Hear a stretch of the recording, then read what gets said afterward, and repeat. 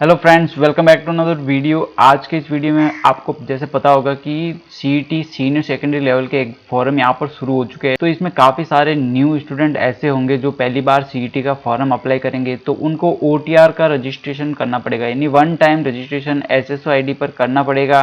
फिर अपना ओटीआर की केवाईसी भी करनी पड़ेगी। तो अब इसका क्या यहाँ पर प्रोसेस रहता है, आप अगर ये सारी चीज़ें पहली बार करने वाले तो आपको ये सब काम कैसे करना है, डिटेल में हम बात करेंगे, सारे डाउट क्लियर करेंगे। तो चलिए यहाँ पर वीडियो को शुरू करते हैं। तो सबसे पहले आप यहाँ पर स्क्रीन पर देख सकते हो कि इस तरह से आप एसएसओ आईडी में लॉगिन हो जाएंगे। अगर आप पहली बार वन टाइम रजिस्ट्रेशन यहाँ पर कर रहे हैं तो आपको वन टाइम रजिस्ट्रेशन को कैसे कंप्लीट करना है बिना किसी मिस्टेक के, तो आपको सिंपली यहाँ पर रिक्रूटमेंट पोर्टल पर क्लिक कर देना है। यहाँ पर क्लिक करने के बाद आपको यहाँ पर दिखाई देगा वन टाइम रजिस्ट्रेशन, इस पर आपको सिंपली क्लिक करना है। क्लिक करने के बाद आपके सामने इस तरह से एक डैशबोर्ड ओपन हो जाएगा। तो यहाँ पर सबसे पहला ऑप्शन है, क्या आप राजस्थान के मूल निवासी है क्या। अगर आप राजस्थान के निवासी है तो आप यस पर क्लिक करेंगे, और अगर आप नहीं हैं तो नो पर क्लिक करेंगे। इन सारे ऑप्शन को आपको बड़ी सावधानी के साथ फिल करना है। अगर ये ऑप्शन गलत फिल हो गए तो फिर इनको करेक्शन करना बहुत ही डिफिकल्ट है, तो आप पहले ही इसको आराम से फिल कीजिए। तो ये है आर यू राजस्थान कैंडिडेट, तो यस या नो आप अपने अकॉर्डिंग करेंगे। फिर यहाँ पर आपके सामने तीन ऑप्शन दिखाई देंगे, एक तो जन आधार से ओटीआर करने का, आधार कार्ड से ओटीआर करने का, और एक होगा एसएसओ प्रोफाइल से ओटीआर करने का। तीनों में से सबसे बेस्ट ऑप्शन रहता है आधार कार्ड से ओटीआर करने का। लेकिन आधार कार्ड से ओटीआर करने से पहले आपको अपना आधार कार्ड को चेक कर लेना चाहिए कि उसमें सारी डिटेल 10th की मार्कशीट के अकॉर्डिंग है या फिर नहीं। अगर सारी डिटेल 10th की मार्कशीट के अकॉर्डिंग उसके अंदर लिखी हुई है तो आप बेशक आधार कार्ड से ओटीआर कीजिए, नहीं तो आप जनाधार में भी चेक कर सकते हो कि उसमें क्या डिटेल दे रखी है आपकी, वो 10th के अकॉर्डिंग है या नहीं है। तो फिर आप जनाधार से भी कर सकते हो, दोनों ही बढ़िया प्रोसेस रहते हैं। लीजिए आधार और जनाधार में आपके मिस्टेक है और आप एसएसओ प्रोफाइल से ओटीआर करना चाहते हो, तो उससे पहले आपको एसएसओ प्रोफाइल में अपनी सारी डिटेल को 10th के अकॉर्डिंग फिल करना पड़ेगा, क्योंकि ये यहाँ पर ऑटोमेटिक एसएसओ से डिटेल उठा लेगा। लेकिन मेरी सलाह यही रहेगी कि आप आधार कार्ड या फिर जनाधार से ही ओटीआर करें। अब इसका क्या रीज़न रहता है, पहला रीज़न तो ये है कि जो एसएसओ प्रोफाइल से ओटीआर किए जाते हैं वो बाद में कभी ना कभी तो उनको आधार में कन्वर्ट ऑटोमेटिक करना ही पड़ेगा।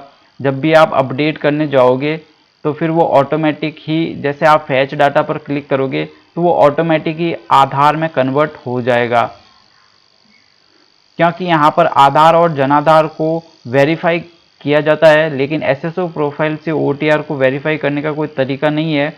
ये जो आप ओटीआर यहाँ पर देख रहे हो ये पहले एसएसओ प्रोफाइल से किया हुआ था, लेकिन फिर इस ओटीआर में जो आधार कार्ड में जो गलतियाँ थी उसमें सुधार करवाया गया, और फिर जब यहाँ पर अपडेट पर क्लिक किया गया तो ये ऑटोमेटिक आधार वाले ओटीआर में कन्वर्ट हो गया। मतलब एसएसओ प्रोफाइल का जो ओटीआर होता है वो ऑटोमेटिक आधार में या फिर जनाधार में कन्वर्ट हो जाता है जब आप अपनी सारी डिटेल को सही उन डॉक्यूमेंट के अंदर कर दोगे। आज ही यहाँ पर सीईटी 12th लेवल के फॉर्म शुरू हुए, तो आप आराम से अपने डॉक्यूमेंट को पहले सही करवा लीजिए, क्योंकि 1 महीने का टाइम है आपके पास। आप अपने आधार कार्ड में 10th की मार्कशीट के अकॉर्डिंग सुधार करवाइए और फिर आराम से यहाँ पर आधार से ओटीआर कीजिए, ताकि आपकी गलती बिल्कुल भी नहीं रहेगी। अगर आपको अपने ओटीआर में अपना मोबाइल नंबर या फिर ईमेल आईडी को अपडेट करना है तो आप यहाँ पर क्लिक करेंगे। ये जो प्रोफाइल का सेक्शन होता है यहाँ पर आपको क्लिक करना है। अब देखिए यहाँ पर आपको अपने मोबाइल नंबर और ईमेल आईडी शो हो जाएंगे। यहाँ पर जो पेन का सिंबल आपको दिखाई दे रहा है अपडेट पर्सनल ईमेल, और फिर देखो यहाँ पर भी दिखाई दे रहा है अपडेट मोबाइल नंबर। तो यहाँ पर क्लिक कर ओटीपी से वेरीफाई करके आप अपना मोबाइल नंबर यहाँ पर चेंज करोगे और फिर अपडेट पर क्लिक करोगे। उसके बाद सिंपली आपको यहाँ पर रिक्रूटमेंट पोर्टल पर चले जाना है। यहाँ पर पहुँचने के बाद आपको वन टाइम रजिस्ट्रेशन पर क्लिक करना है। तो वन टाइम रजिस्ट्रेशन पर क्लिक करने के बाद आपको यहाँ पर ब्लू कलर में दिखाई देगा अपडेट। जैसे ही आप अपडेट पर क्लिक करोगे तो आपने प्रोफाइल के अंदर जो नया फ़ोन नंबर डाला है वो ऑटोमेटिक यहाँ पर फैच हो जाएगा। अपडेट, यहाँ पर भी लिखा है देखो gate email from SSO profile. तो ये दोनों चीज़ें यहाँ पर ऑटोमेटिकली एसएसओ प्रोफाइल से ले लेता है। तो ईमेल और फ़ोन नंबर चेंज करने का बहुत ही सिंपल सा प्रोसेस यहाँ पर रहता है। तो आई होप ये डाउट तो आपका क्लियर हो गया होगा। तो इस तरह से आपको अपना OTR करना है। अब यहाँ पर देख लीजिए, आपके मान लो अगर आपको कैटेगरी चेंज करनी है तो आप सिंपली यहाँ पर एडिट का ऑप्शन दिखाई देगा, इस पर क्लिक करना है और अपनी कैटेगरी को आप चेंज कर सकते हो। इसके अलावा जो यहाँ पर candidate name, date of birth, gender और फादर नेम है, ये आप चेंज यहाँ पर डायरेक्ट नहीं कर सकते। इसको अगर चेंज करना चाहते हो, अभी देखिए यहाँ पर OTR आधार कार्ड से किया गया है तो आपको फैच डाटा पर क्लिक करना पड़ेगा। फिर अगर आपने आधार में अगर करेक्शन करवाया है तो ऑटोमेटिक फैच, सारी जो न्यू डिटेल आपकी होगी वो फैच हो जाएगी और यहाँ पर ऑटोमेटिक आ जाएगी। मतलब मैनुअली इसको करने का कोई ऑप्शन नहीं है, आपको बस फैच डाटा का ही यूज़ करना पड़ेगा। इसके बाद आप अपनी कैटेगरी के अकॉर्डिंग जो भी फीस का पेमेंट है वो करेंगे। तो इसके बाद आपको यहाँ पर व्यू रिसिप्ट का ऑप्शन आ जाएगा। जब ये ऑप्शन आ जाए तो इसका मतलब समझिए कि आपकी फ़ीस पेमेंट कंप्लीट हो चुकी है। इस तरह से आपका OTR कंप्लीट यहाँ पर हो जाएगा। OTR कंप्लीट करने के बाद आपको जाना है OTR eKYC पर।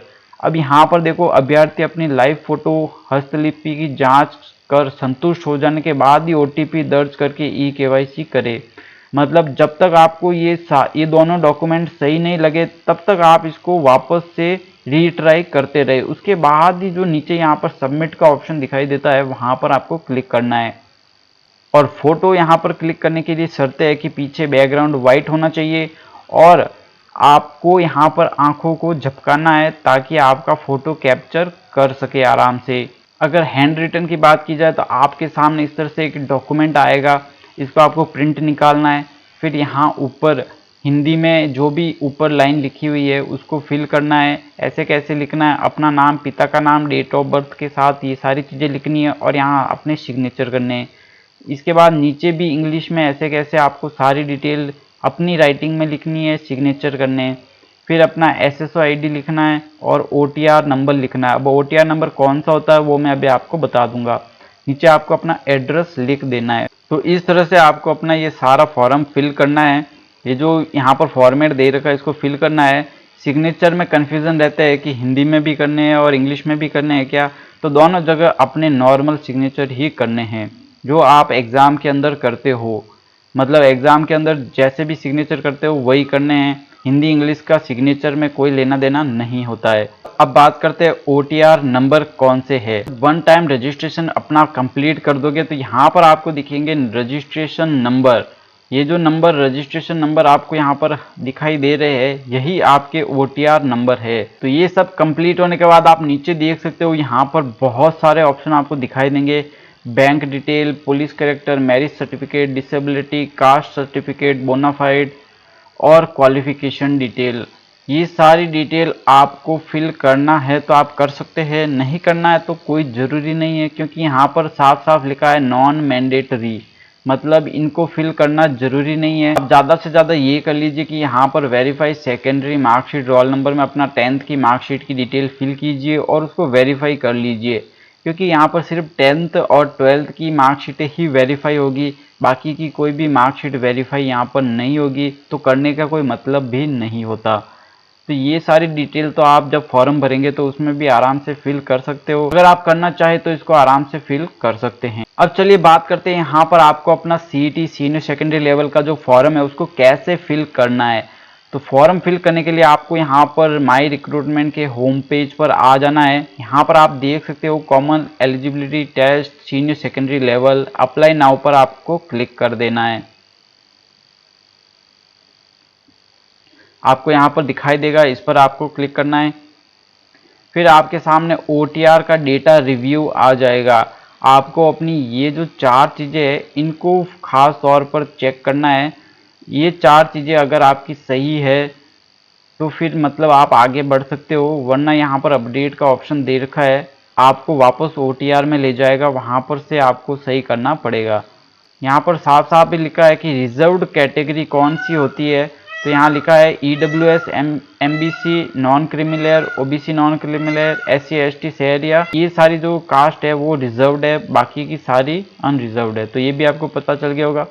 प्रोसीड पर आपको क्लिक करना है। इसके बाद OTR से आपकी सारी डिटेल ऑटोमेटिक ये ले लेगा।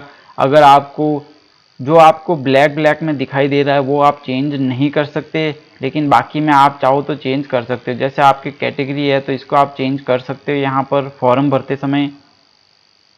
फिर नीचे ऑप्शन आता है आपके एड्रेस का, आप अपना एड्रेस को भी चेंज करना चाहो तो कर सकते हो, उसमें कोई प्रॉब्लम नहीं होती है।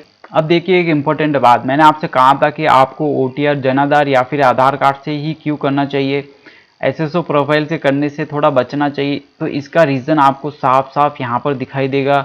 यहाँ लिखा हुआ है Aadhaar card number status verified by candidate. तो अगर आप SSO प्रोफाइल से OTR करते हो तो यहाँ पर ये आपको नहीं दिखाई देगा। अगर आप जनाधार से करते हो, आधार से करते हो, तो ही आपको ये यहाँ पर दिखाई देगा, जो कि एक बहुत ही बढ़िया चीज़ रहती है फॉर्म फिल करते समय। तो इसलिए आपको SSO प्रोफाइल से करने से थोड़ा बचना चाहिए। उसके दो रीज़न मैंने आपको बताए। पहला तो ये स्टेटस आपको दिखाई नहीं देगा आपके फॉर्म में, और सेकंड होता है कि आपको अपना OTR अपडेट करना मुश्किल हो जाता है। इन दोनों तरीक़ों से करोगे तो आपका OTR अपडेट भी आसानी से होगा और आपको इस तरह से फॉर्म में आपका स्टेटस भी दिखाई देगा कि वेरीफाइड है। इसके बाद आपको सिंपली नेक्स्ट पर क्लिक करना है। फिर यहाँ पर लिखा है कि क्या आपके मोबाइल नंबर और ईमेल सही है, तो आपको अगर सही लगते हैं तो यस पर आपको क्लिक कर देना है।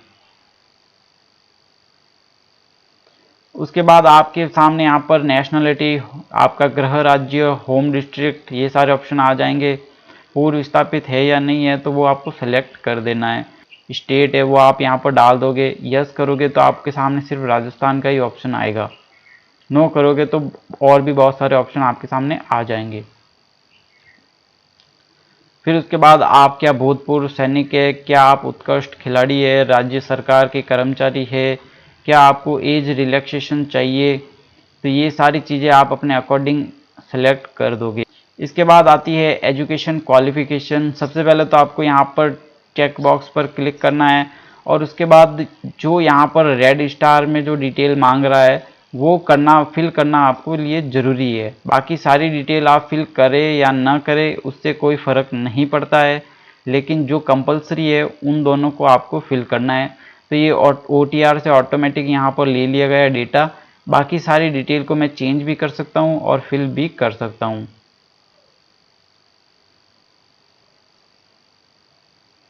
अब देखिए नेक्स्ट पर क्लिक करने के बाद आपके सामने ऑप्शन आ जाएगा अपना फ़ोटो और सिग्नेचर अपलोड करने का। फ़ोटो और सिग्नेचर में यहाँ पर लिखा है कि 50 KB से 100 KB के बीच का होना चाहिए। सिग्नेचर लिखा है 20 से 50 के बीच का होना चाहिए। तो हम फाइल को यहाँ पर चूज़ कर लेंगे। उसके बाद आपके पास यहाँ पर बॉडी मार्क को फिल करना है तो आप यहाँ पर कर सकते हो। अगर आपके कोई मार्क नहीं है तो आप यहाँ पर लिखेंगे नो मार्क, मतलब इस कॉलम को फिल करना ज़रूरी है। आप जो चाहे वो फिल कर सकते हैं, आपके बॉडी मार्क को आप फिल कर सकते हैं, लेकिन अगर नहीं है तो नो मार्क आपको लिखना पड़ेगा, आपको इसको खाली नहीं छोड़ सकते।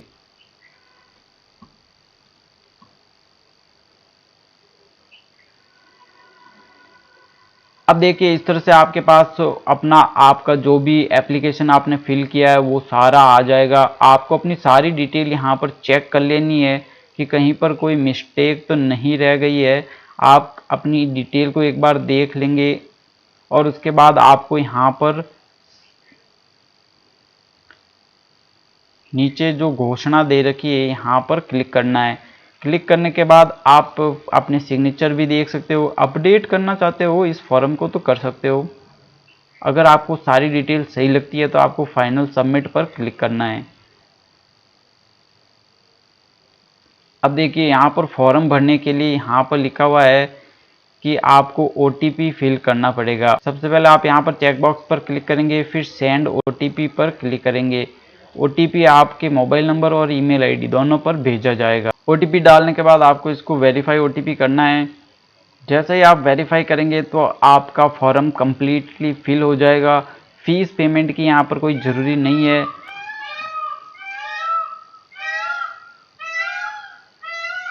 इसका रीज़न ये है कि वन टाइम रजिस्ट्रेशन में एक बार फीस पेमेंट करने के बाद आप कोई भी फॉर्म बिना फीस के भर सकते हो, लेकिन शर्त यही है कि आपको उस फॉर्म की जो क्वालिफ़िकेशन आपके पास होनी चाहिए।